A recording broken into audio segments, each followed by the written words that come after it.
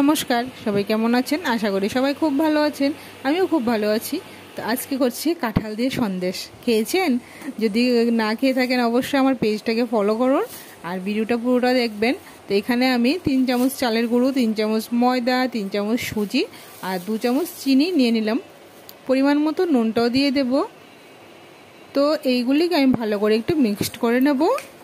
নিয়ে এখন দিয়ে দেবো কাঁঠালের রস। তো কাঁঠালটাকে আগের থেকেই ছাঁকুনি দিয়ে ভালো করে ছাঁকিয়ে নিয়ে নিলাম যেন আঁশ না থাকে।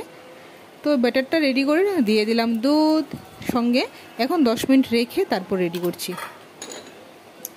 তো এইখানে আমি কি করছি, একটা কৌটো বাটির মধ্যে টিফিন বক্সের মধ্যে ব্যাটারটা হাফ দিয়ে দিলাম আর হাফ দিয়ে করছি বড়া। তো বড়াটা যেরকম তালের বড়া করি সেরকমভাবেই করছি।